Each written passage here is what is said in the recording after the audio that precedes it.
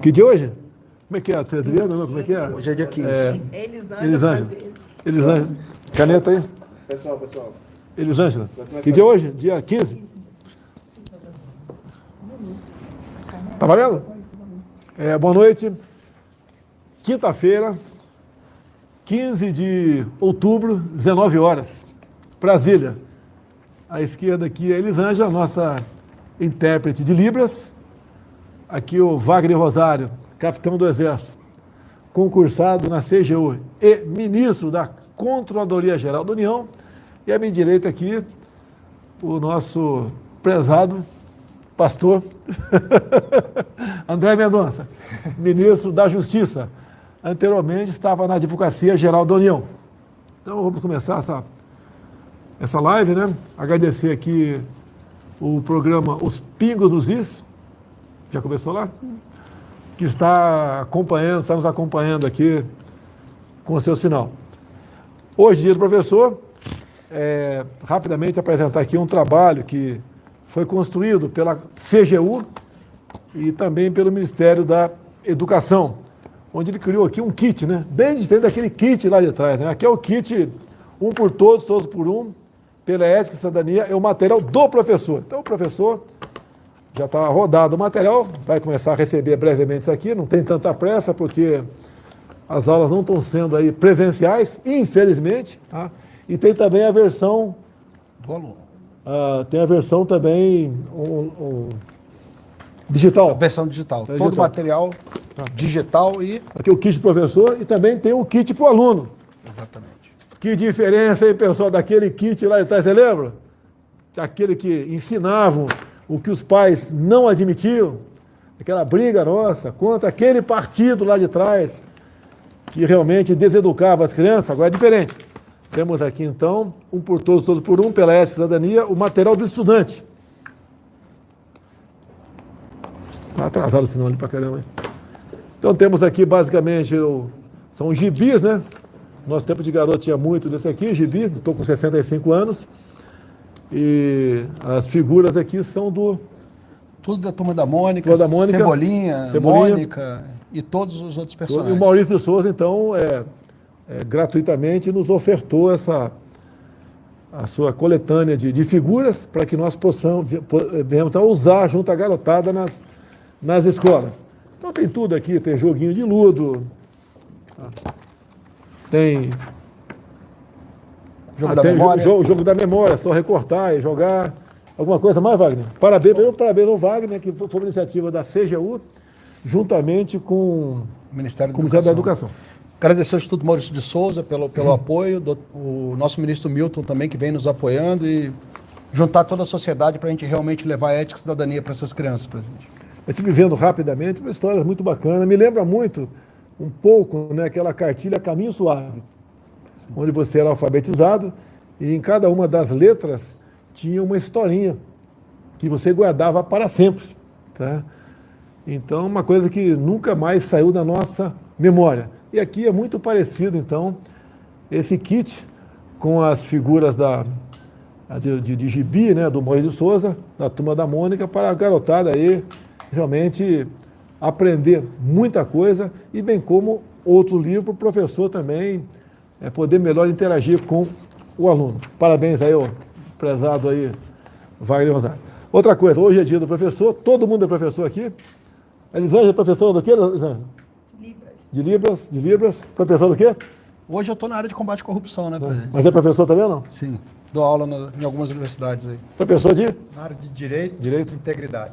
Acredito, eu também sou professor de Educação Física. Cursei em 1982, a Escola de Educação Física do Exército e 45 tenentes, né? Deram zebra, deram azar, deram mole e eu acabei sendo o primeiro lugar do curso.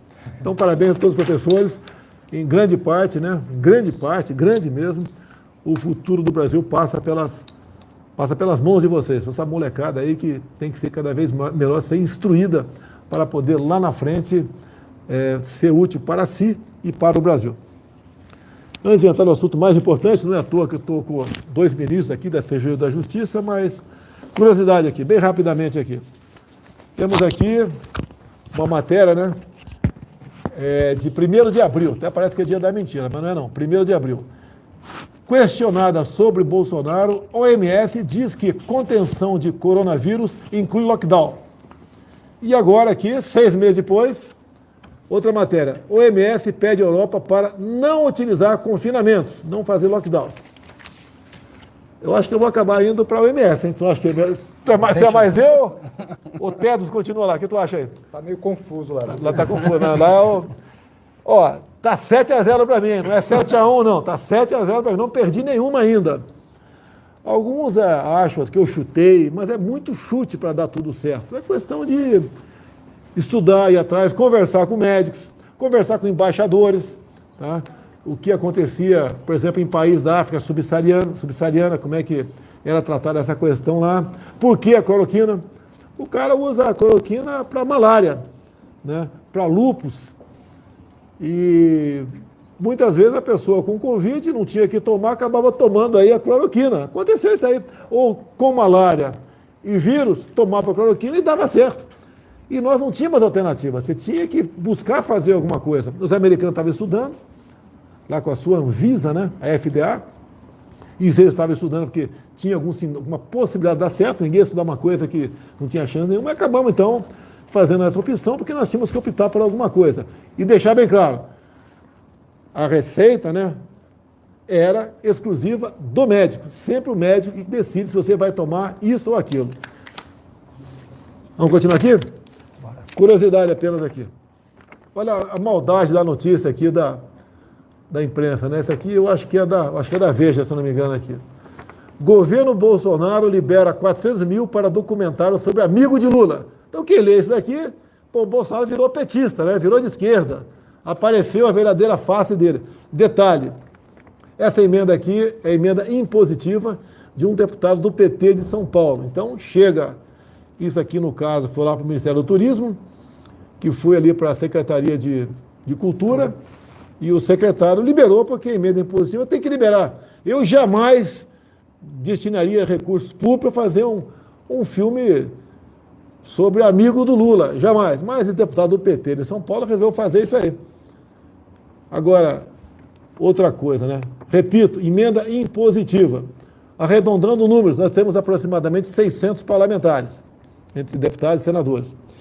E cada parlamentar pode apresentar até 25 emendas. Vamos supor que sejam 20 emendas, tá? Aproximadamente 20 emendas. Então são 12 mil emendas. Vocês querem que eu tenha controle de 12 mil emendas? E mesmo que tivesse, o que ia adiantar se ela é impositiva? E o montante, 12 mil emendas, são de aproximadamente 9 bilhões de reais. Tem deputado e senador que apresenta para causas excepcionais, né? Outros acham que ser excepcional é fazer um filme aí sobre um amigo de Lula. Agora emenda o orçamento. De vez em quando tem coisa errada lá, o pessoal na ponta da linha faz o que não devia fazer com a emenda? Tem. Os recursos públicos são transferidos, nós temos problemas em relação a isso. Muitos deputados, eles tomam medida até de pedir que a gente fiscalize, mas nós temos muito problema com emenda. Tá. Nós vamos chegar num caso aqui agora, que eu acho que vai ser o que vai dominar, né? Um último assunto aqui. Eu pesquei na internet essa imagem aqui de uma jovem, né? Existe um modelo econômico que conseguiu o impossível. Argentina sem carne, Venezuela sem petróleo, Cuba sem açúcar. Faltou o mais importante, mas não dá para escrever tanta coisa aqui, né? Venezuela e Cuba já sem liberdade, a Argentina com problemas seríssimos, tá? Tudo por optarem por um sistema, né? Um regime que não dá certo em lugar nenhum no mundo, que é o socialismo, e finalmente a perda da liberdade como um todo. O Brasil correu, no meu entender, sério risco há pouco tempo, mudou-se o governo, consegui me eleger aqui, só Deus sabe como, né? Além de sobreviver a uma facada, só Deus sabe como, e buscamos aqui fazer o quê? O primeiro e mais importante compromisso de campanha é escolher ministros por critérios técnicos. Como é que você foi escolhido, Wagner? Conta aí, pessoal. Bem, presidente, a equipe de SOB me procurou, eu já estava tendo contato com eles, perguntou se eu tinha interesse, o senhor teve uma conversa comigo rápida, me conheceu, o senhor não me conhecia antes, e me fez o convite basicamente pelo critério, pelo meu currículo que eu apresentei para o senhor. Fez academia junto comigo, concursado da CGU, já tinha experiência de lá, e basicamente o que eu pedi para ele? É levar com muita seriedade a sua função na Controladoria Geral da União para ajudar a combater a corrupção. E também, em muitos momentos, né, até de forma preventiva, porque quando você pega um cara, o que pega... Já falhou atrás. Já falhou atrás, mas o cara do lado que está pensando em fazer besteira já vai dar uma recuada. Sim. André, como é que você foi escolher, André? Meu currículo chegou na equipe de transição. Eu tive uma entrevista durante umas 3 horas com 3 auxiliares diretos do senhor. Quer falar o nome? Pode falar, não tem problema. Pode falar o nome aí. Jorge, que mais? Futuro. O Futuro está concursado aqui. E o próprio Wagner Rosário. Ele foi teu... foi teu jockey. Aí ficamos durante 3 horas e meia conversando e eles me perguntando. E depois disso, alguns dias, eu recebi o telefonema que o senhor queria me conhecer. Não houve nenhum apadrinhamento. O senhor me conheceu no dia, eu conheci o senhor no dia. E eu fiquei sabendo que você era do Vado Ribeira depois que eu não vi você. Só depois. É de Miracatu, Vado Ribeira. Daqui a pouco vão falar que é um compadre meu. Não tem nada a ver. Não tem nada a ver.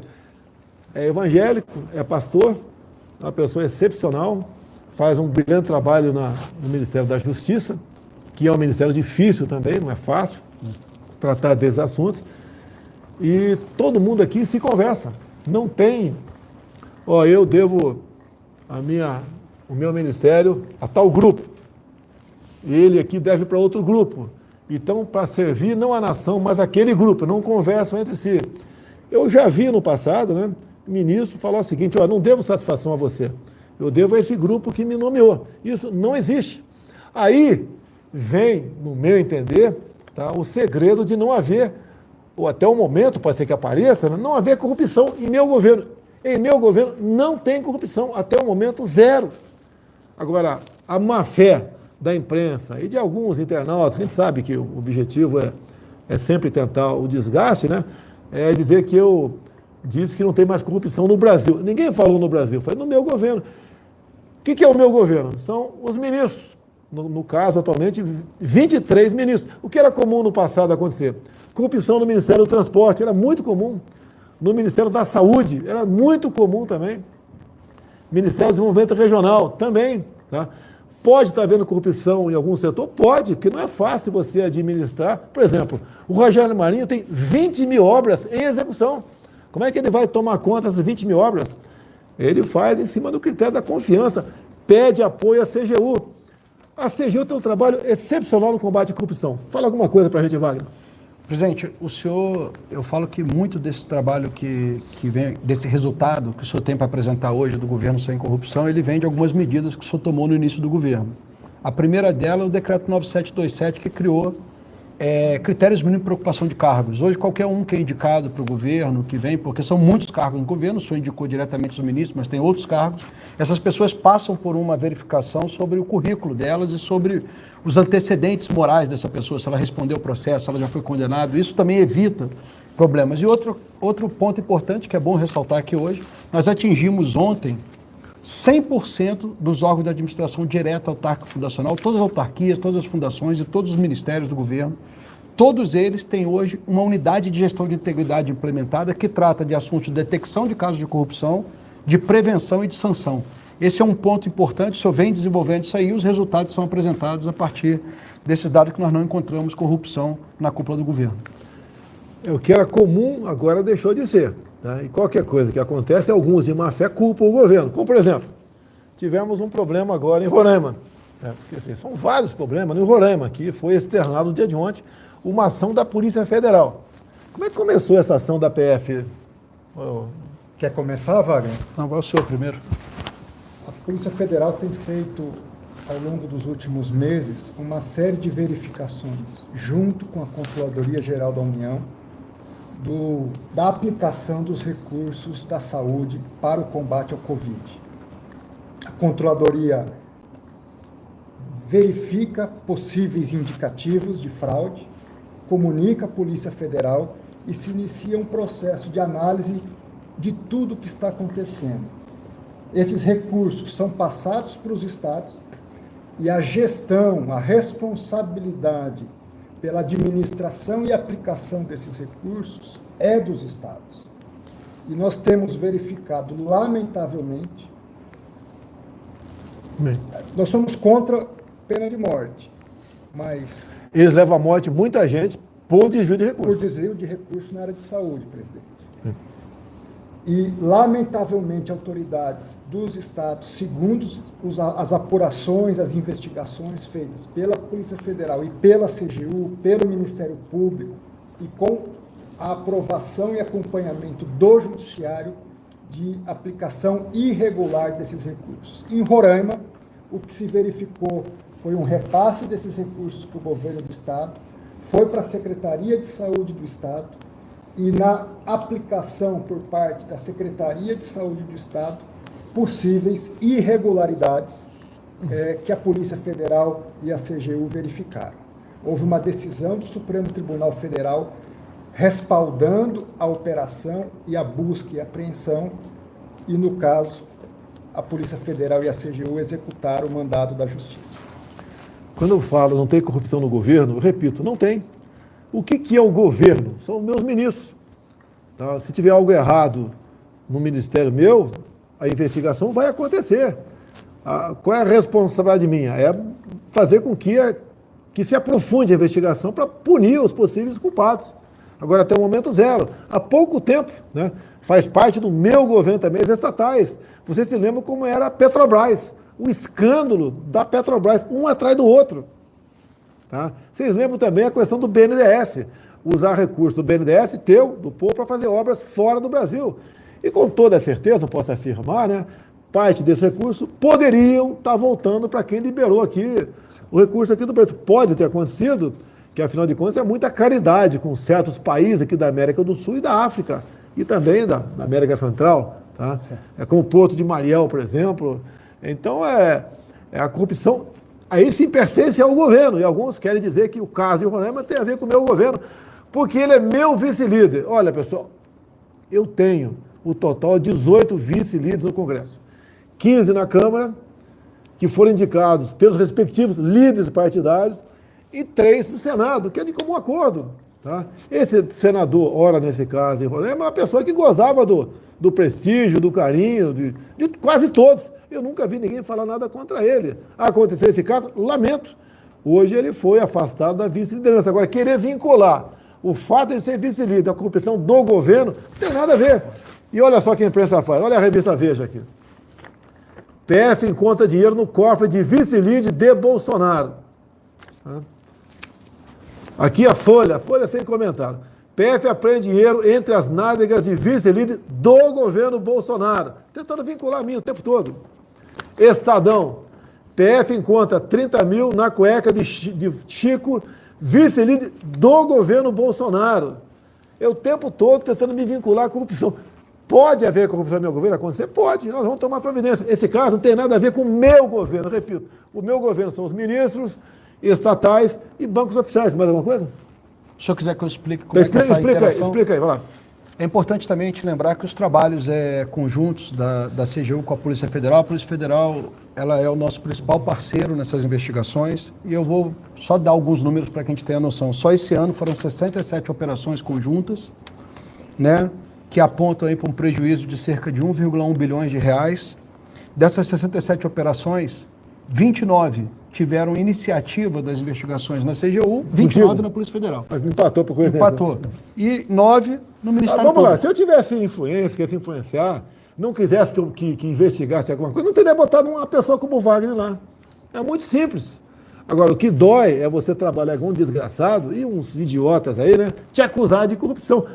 Vou repetir aqui, pessoal do Pico do Rio já sabe disso. Quando eu assumi, vi um contrato de publicidade da Petrobras com uma escuderia de Fórmula 1. 750 milhões em 5 anos. Isso dá 150 milhões por ano. Tá? Liguei para o presidente. Acaba com esse contrato. Ele me retornou. Não existe cláusula de extrato. É isso mesmo? Não existe. Se vira, pô. Ele conseguiu se virar e acabou extinguindo esse contrato. 750 bilhões, com todo respeito, jogado no lixo ao longo de 5 anos. Vocês acham que a gente não está preocupado em combater corrupção? Isso, para mim, beira a corrupção, para ser educado. Como canso de falar aqui, uma consultoria lá de trás, né, governos anteriores, uma consultoria para saber se uma cidade da França poderia ter uma casa para divulgar o nome do Brasil ou não para fins turísticos. A resposta foi numa lauda, não. 5 milhões de reais. Eu aviso, você deve estar fazendo acompanhamento, pedir para você, de consultorias. Sim. Se tiver meu governo, ministro que se cuide. Pô. Tá? Consultoria. Não tem papo, mas a princípio, com todo respeito, muitas consultorias, a maioria delas, não tem cabimento, ainda mais pelo valor que se paga. Contratos publicitários também. Nós estamos de olho nisso aí no meu governo. E os ministros sabem disso. Então, o que acontece? Não me interessa a gente descobrir algo errado lá na frente. A gente quer evitar que aconteça. Presidente, estou há 20 anos no Serviço Público Federal. 12 deles trabalhando no combate à corrupção. É mais ou menos a história do Wagner. Tá. Nunca se teve tanta tranquilidade para trabalhar da forma correta como nós estamos fazendo hoje. Nós temos liberdade para atuação, as áreas técnicas são respeitadas, sempre se procura fazer o correto e dentro do governo, nós não podemos dizer que não possa acontecer algo errado, mas toda a estrutura montada, desde a escolha dos ministros, a formatação de decretos, de portarias internas, de órgãos internos, elas são feitas para que não haja corrupção. Então, podem criticar, podem querer vincular, mas é preciso reconhecer que este governo é uma mudança de página na história de corrupção do nosso país. Eu fico triste, diante de tantos avanços, nós vamos chegar em 2022 com o maior efetivo da Polícia Federal.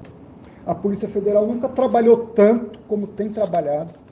Nós estamos planejando uma reestruturação para fortalecimento das nossas polícias, com total apoio do governo, da área econômica, de todos os interlocutores, e haver alguma tentativa de vinculação a atos que não acontecem no governo com o próprio governo. Pode acontecer lá na frente, sim, mas até hoje não há. Você pode ver, por coincidência ou não, de final de abril para cá, a PRF e a PF bateram recordes de apreensão de drogas.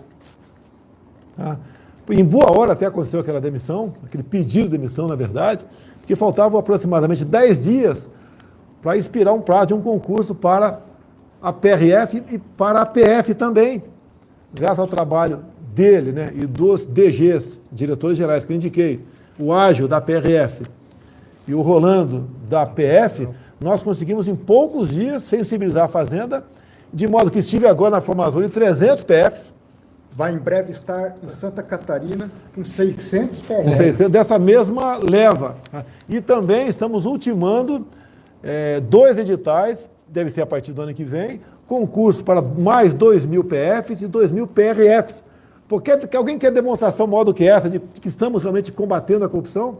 Agora, não é fácil, a corrupção está enraizada no Brasil coisa de anos. Eu fiquei 28 anos da Câmara.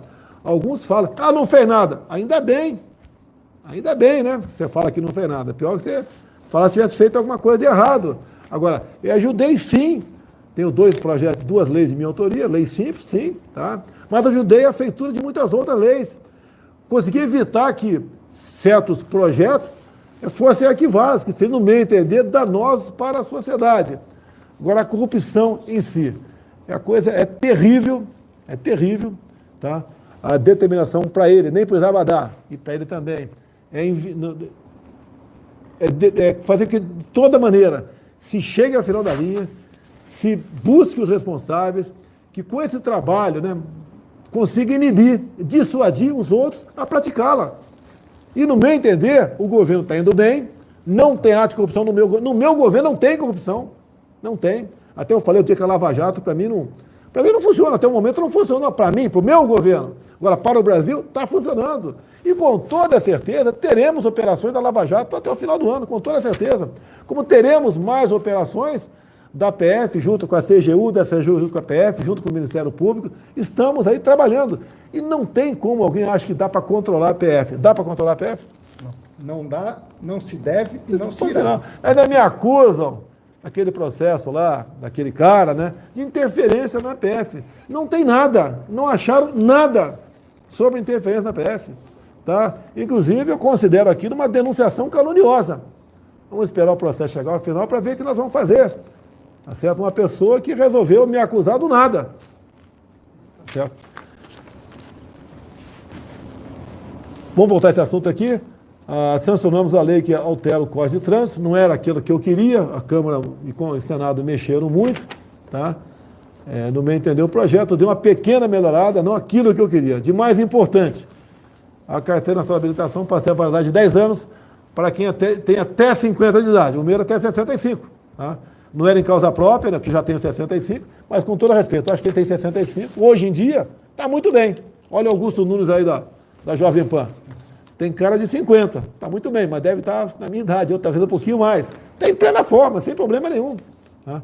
Então, até 50, 10 anos. Até 70, 5 em 5 anos. Acima de 70, 3 em 3. Daqui a pouco eu vou ter que estar no 3 em 3. Pô, brincadeira, mas tudo bem. Vamos tentar. Agora não, porque o projeto acabou de sair da Câmara, nós sancionamos aqui, não é o caso.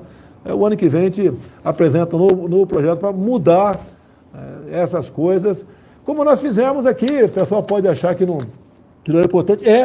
Conversei com o da Marinha, conversei com o Almirante da Capitania dos Portos e simplificamos a habilitação para a motonáutica. Pessoal de jet ski, simplificamos. Era 3 horas de prática, passou para 1h30.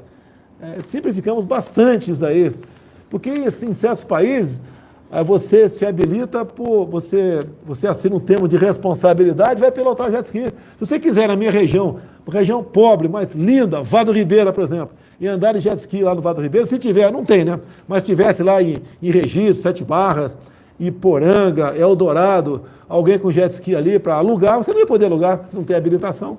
Tá? E termo de responsabilidade. Tem que facilitar as coisas, confiar nas pessoas. Mas tudo bem. Último item aqui, para a gente ficar aberto a perguntas, né? Bem, só curiosidade aqui, o Supremo decidiu agora por 9-1 que aquele mega traficante devia permanecer preso.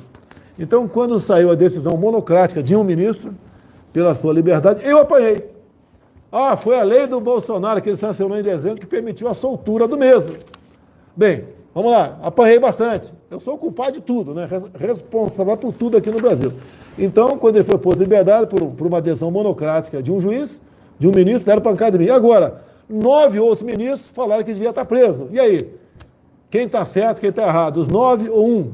É você que decide, é que eu não vou entrar nessa polêmica, eu não sou ministro do Supremo Tribunal Federal. Eu, por exemplo, jamais botaria em liberdade um elemento como esse, que com toda a certeza, de forma direta ou indireta, matou, né, muitos policiais pelo Brasil todo, levou a desgraça a muitas famílias que se perderam, né, que entraram em desespero por ver filhos envolvidos em drogas, mortes, etc.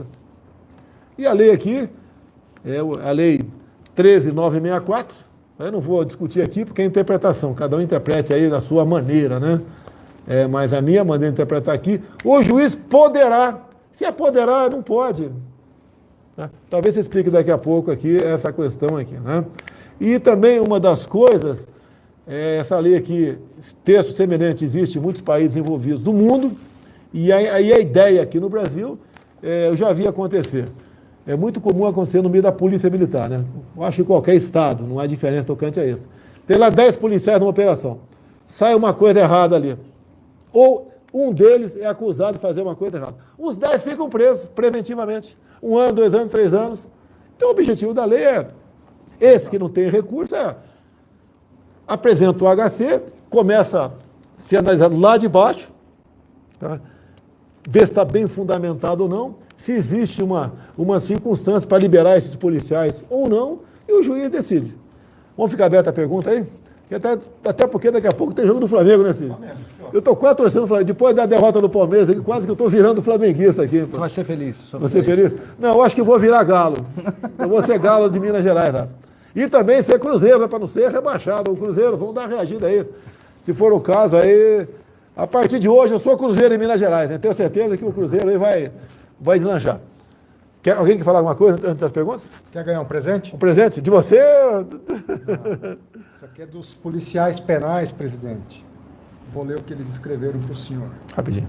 Pelos 36 anos do DEPEN, ao presidente Jair Bolsonaro, pelo fortalecimento do órgão, viabilizando o efetivo isolamento das lideranças criminosas, o combate ao crime organizado e a integração do sistema penitenciário brasileiro. Também a questão da criminalidade, eu não vou cometer injustiça com ninguém, né? O Sérgio Moro foi brilhante nessa questão, quando ele estava na frente da Justiça, e resolvemos, então, isolar as lideranças do PCC em São Paulo. Na época, fiz a reunião com o governador, estava hospitalizado, daquela última cirurgia bastante grave que eu fui submetido, né? E nós resolvemos isolar os líderes. Então, foi um trabalho da nossa equipe naquele momento, Sérgio Moro, o Dória participou também, e teve uma reunião comigo no dia anterior, conversei algumas coisas com ele, do que poderíamos ou não podíamos fazer, efeito colateral, consequência, etc. E cumprimos ali, da minha parte, né, praticamente cumprimos tudo que havia combinado, né? E foi um sucesso. Retirar, então, o comando do crime organizado de presídios onde não existia maneira, né, ou não queriam controlar o contato dessas lideranças com o mundo aqui de fora. Ok? Pergunta aí. Vamos lá, Cid. Augusto Nunes. Augusto Nunes. Boa noite, presidente. Boa noite, ministro André Mendonça. Ei, ministro. Eu pergunto ao ministro da Justiça e da Segurança Pública quais são as principais carências no sistema de proteção e defesa das fronteiras. Obrigado. Bom, primeiro dizer que o problema das fronteiras brasileiras é um problema histórico. Primeiro, pela própria geografia. Nós temos uma extensão muito grande de fronteiras terrestres, com quase uma dezena de países aqui da América Latina, e é uma dificuldade natural e histórica o acompanhamento dessas fronteiras. O que nós estamos fazendo? Investindo em tecnologia, integração e cooperação. Com quem? Com as polícias estaduais. Hoje nós mantemos uma operação com cerca de 800 homens dia para o acompanhamento das nossas fronteiras. Temos batido recordes em apreensão de drogas nas nossas fronteiras. Um trabalho das polícias federal e das polícias estaduais, civil e militar. A Polícia Rodoviária Federal também integrada nesse processo. O Ministério da Justiça tem custeado as diárias desses policiais, e eu posso dizer que nós estamos tornando cada vez mais difícil o tráfico de drogas. Estamos aperfeiçoando o trabalho com a Força Aérea Brasileira, atuando também na questão do tráfego aéreo, e nesse sentido nós vamos continuar o trabalho. Estamos investindo em radares, presidente. Sim. Tivemos em Corumbá? Em Corumbá, também em Porto Murtinho. Porto Murtinho, tem mais uma cidade também, que vai ser colocado um radar lá. Dourados? Não vai ser, acho que não é Dourados, não. Mas também, a gente vai lembrar aqui. Então, o Corumbá está instalado, funcionando, pega aviões a baixa altitude, estivemos lá na inauguração. Tem mais dois agora, de Porto Murtinho, e mais um município ali, de modo que vai estar totalmente vigiada a fronteira com o Paraguai. Nós temos que investir. A grande preocupação, e há coisas que nós não podemos ainda divulgar, porque são de natureza sigilosa, nós vamos ter que atuar de forma mais incisiva, cada vez mais, nos países que são exportadores da droga, de cocaína e de maconha, e também fazer um trabalho forte na saída, que são nos nossos portos. Então, há um trabalho em planejamento que envolve, inclusive, uma parceria com outros países para dificultar a entrada e a saída da droga no comércio internacional. O Brasil hoje precisa e vai liderar esse processo de combate ao tráfico de drogas e o crime organizado, presidente. A fronteira, o Augusto, são 17 mil quilômetros de fronteira, a maioria fronteira seca, né?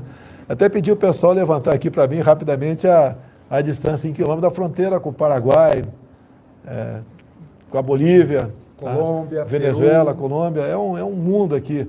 A americana, se não me engano, são 3.400 com o México. Qualquer dessa fronteira é daí para mais, tá? Ultrapassa. São 17 mil Então terrestres. é dificuldade. Por exemplo, hoje, Augusto, nós aí, foi ontem, na verdade, publicou no DO de hoje, por portaria, nós abrimos a fronteira terrestre com o Paraguai. Tá? Aí você vai nas minhas mídias sociais e vê quando tem um cara reclamando lá. Tá, abriu para facilitar entrada de arma, munição, ou para traficante fugir para lá. Por que não fazer um muro com o Paraguai? Tá? Então, a gente sabe que são propostas absurdas, tá certo? Mas isso revela, porque você vai lá no perfil do caboclo, né? É uma pessoa simples, não é um militante da direita ou da esquerda, é uma pessoa simples, tá certo? Que dá a sua opinião. Agora, para essa pessoa entender realmente o que nós podemos fazer e como devemos trabalhar, é outra história. Eu quero aqui fazer justiça. 2 anos antes das eleições, eu estive em Dourados, Mato Grosso do Sul, e visitei um tal de DOF, o Departamento de Operação de Fronteira da Polícia Militar de Mato Grosso do Sul. Ou seja, eles lançam, né, 2, 3 veículos, né, com GPS, obviamente, lançam naquela fronteira seca enorme, que eu conheço muito bem, e ficam fazendo operações inopinadas, tá certo? Inopinadas. E consegue realmente apreender muita droga, muita munição. Tá? Isso pode ser, até me deu ideia aqui, talvez levar para o João Fernando da Defesa esse modelo de operação para ver se as Forças Armadas, que poderiam fazer, no meu entender, com muito mais propriedade, mais meios, temos um efetivo grande na fronteira, para a gente trabalhar dessa forma, porque em havendo operações, além dos radares agora, operações inopinadas, você vai pegando aí pessoas, né, mesmo sendo uma aqui e outra colar, mas você vai inibir isso aí, a maneira que nós temos de trabalhar. 3.400 sobre fronteira com o México, né? Com a Bolívia, 3.500 é maior. Peru, 3.000, quase a mesma coisa. Venezuela, 2.200. Colômbia, 1.600. Paraguai, 1.300. Argentina, 1.200. E Uruguai, 1.000. É um trabalho diário que tem que ser crescente. A menor fronteira é com o Uruguai, mas o Uruguai não é problema para nós. É o Paraguai. Conversei com o marido por telefone ontem sobre a abertura da fronteira. 1.300 quilômetros. 1.300 quilômetros você daqui ao Rio. Sai do... Não, é daqui ao Rio. É daqui ao Rio. Então você sai de São Paulo, sai de São Paulo, vai para o Rio, volta para São Paulo e volta para o Rio. É uma coisa monstruosa. É impossível você tomar conta disso tudo. E dizer que esses ilícitos não é só por lá, não. Se eu não me engano, são 8.500 quilômetros de fronteira aqui pelo mar, não é isso? No mar, mais ou menos 8.000 km também. Então é uma coisa absurda aí. Perde 8 mil. Outra pergunta aí. Outra pergunta, presidente. Quer complementar dele alguma coisa, Wagner? Não, tranquilo, presidente. Outra pergunta, Vitor Brau. Ministro, boa noite. Boa noite, presidente. Ministro, queria saber a opinião do senhor a respeito do dispositivo que foi incluído no Código de Processo Penal e que prevê a revisão das prisões preventivas a cada 90 dias. Obrigado, boa noite, presidente. Entender um pouco, obrigado pela pergunta, Vitor. Até posso dar boa noite para os amigos do Pingo nos Is, né, presidente? Esse dispositivo, ele, na verdade, surgiu em função do reclamo de algumas situações de prisões que eram decretadas e nunca ninguém revia. Ficava lá anos e a pessoa presa e o juiz não reanalisava. Então, a cada 90 dias, se determina aqui que deve haver uma reanálise, uma nova análise. Agora, essa nova análise, ela obriga a soltura de imediato? Não. E foi o que o Supremo Tribunal Federal disse hoje. Ela demanda uma nova avaliação por parte do juiz, que aí sim, vendo as circunstâncias do caso concreto, sim, se há ou não uma necessidade de liberação ou uma necessidade da pessoa continuar presa. Um caso como esse traficante que foi solto. uma ficha corrida quilométrica, com sangue, respingada de sangue. Nós devemos liberar alguém desse perfil? Não. É evidente que essa pessoa deve permanecer presa e agora nós estamos aí, as polícias todas buscando a prisão desse sujeito. O que eu posso dizer é, da nossa parte, um trabalho incansável no combate ao crime organizado. Nós vamos resolver todos os problemas do país em 4 anos? Não. Mas posso garantir que em 4 anos faremos o que nunca foi feito no combate ao crime organizado. Já está sendo feito, né, na verdade, né? A criminalidade diminuiu no Brasil. Sim. A apreensão de drogas também aumentou. Está havendo muita apreensão de dinheiro também por parte da PRF, da PF? Presidente, estou sem os números aqui. Batemos já esse ano o recorde de apreensão de armas, de apreensão de drogas, de bloqueio de bens e valores e de arrecadação com a venda do produto do crime. Eu ouso dizer que o que você apreende é mais do que a folha de pagamento de toda a PF e PRF juntos. Com certeza. Então o Paulo Guedes foi convencido disso daí por ocasião de poucos meses, né? A gente ia reaproveitar 600 na PRF e 300 na PF e deu sinal verde para a gente. Então era um excedente, deu sinal verde para a gente poder matricular e fazer a respectiva academia, como acabou agora semana passada, se não me engano, da PF. Sim. E no final de novembro vamos ter PRF lá em Santa Catarina. Final de outubro agora. Final de outubro já agora, Início de novembro, acho que não vamos estar lá. Você vai me convidar para ir para lá ou não? Tá convidado. Você vai pagar 10 comigo lá com a tropa ou não? Vai lá, hein, pô. Vou preparar a educação física. Fala, Cid, outra pergunta aí. A última aqui do... De quem que é? Fiuza. Bolsonaro, boa noite, ministro André Mendonça. Ministro, esta operação da Polícia Federal, que flagrou o esquema envolvendo o senador Chico Rodrigues, está ligada ao chamado Covidão, né, que teve também no Rio de Janeiro resultados muito importantes de revelação aí de crimes com as verbas emergenciais de saúde. O senhor pode nos dar, por favor, um quadro dos avanços dessas investigações em outros estados da federação? Obrigado. Boa noite, Fiuza. Houve também Pará, houve em alguns municípios, salvo engano, de Pernambuco. Sim. Ceará. Houve também em alguns municípios do Rio Grande do Sul. Ceará também? Rio Grande do Sul, Mas foi pessoal, município. O pessoal vendendo material de limpeza para desinfetar o ambiente e colocando água no lugar. Então, verdadeiros criminosos. Tá falando palavrão aí, pô. Então, quando nós vemos que algo tão sério, que a saúde do cidadão é tratada de forma tão irresponsável, e eu não faço aqui nenhum pré-julgamento, porque não conheço os processos, o que me chocou foi esse caso do Rio Grande do Sul, o pessoal colocando água no material que era para desinfetar o ambiente. Então, mas certamente superfaturamentos de preços. Vamos lá. A gente não está aqui para esconder nada não, né? Você está com o radar ligado em quantos contratos aproximadamente?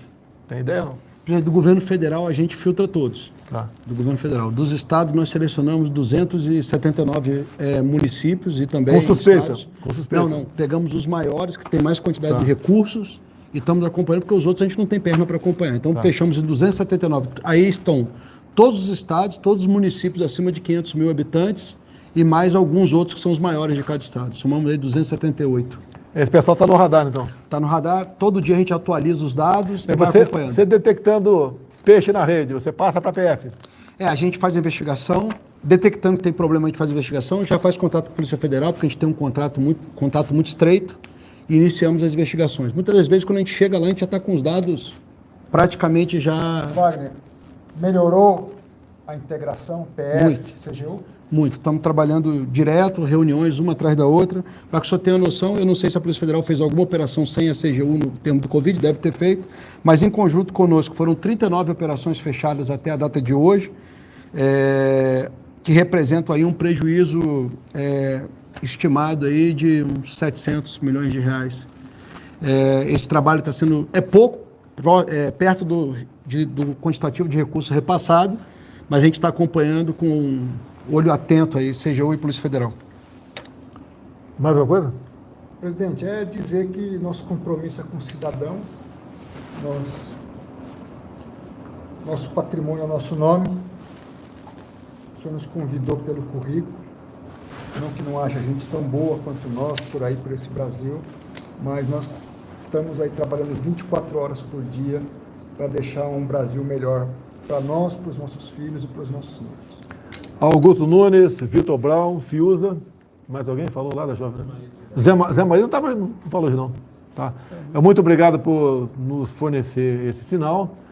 Dizer que nas 2 últimas quinta-feiras, antes das eleições, vou avisar vocês que vou falar de política, vocês fiquem à vontade, vão retransmitir ou não o sinal pela Jovem Pan, e eu não quero surpreender, falar em política aqui, usando o sinal de vocês, né, que eu sou muito grato e fico muito feliz com a participação de vocês, em especial com as perguntas a quem está do meu lado.